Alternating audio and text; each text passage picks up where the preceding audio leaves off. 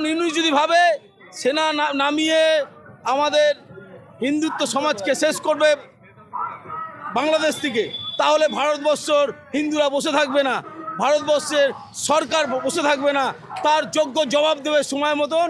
তা শুধু সময় অপেক্ষা, আমরা শুধু আন্দোলন করছি, এটা বুঝে যাবে ইউনূস কোথায় থাকে আগামী দিন, বাংলাদেশে থাকবে না সে আমেরিকায় গিয়ে বসবাস করবে, সেটা সময়। আমরা যদি খাদ্য না পাঠাই তাহলে ওদের কি অবস্থা হবে সেটা ওরা একবারও ভাবে না।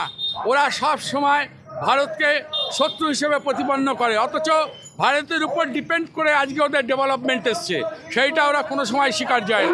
সরকারের দুই গালে, ইউনূস সরকারের দুই গালে, ইউনূস সরকারের গালে দুই গালে।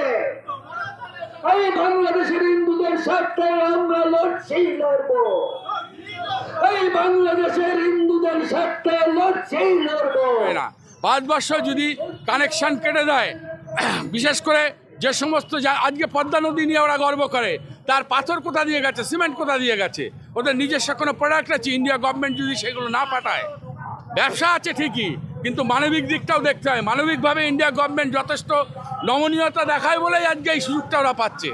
বাংলাদেশের এই সনাতনীদের উপর যে সংখ্যালঘুদের অত্যাচার, তারপরে কি ভারত বাংলাদেশ সম্পর্কের অবনতি ঘটবে? সম্পর্কের অবনতি অবশ্যই হবে, তবে ভারতীয় যে উদার মানসিকতা, আমরা তো আমরা বিবেকানন্দের দেশের মানুষ, আমরা সবসময় ক্ষমা করি। মানুষ ভুল করছে, আজকে ভুল করছে, কালকে ভুল করছে, ওরা ঠিক আবার যখন ভুল বুঝতে পারবে আবার ভারতের কাছে এসে পায়ে ধরবে যে আমাদের উদ্ধার করো, আর ভারত ছাড়া ওদের রেহাই নাই।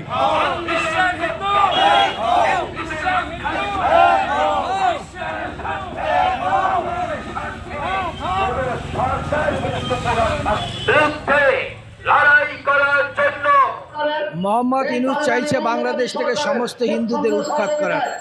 ভারত সরকারকে অবিলম্বে বাংলাদেশকে বলা উচিত, হিন্দুদের উপর অত্যাচার করলে আমরা বসে থাকবো না।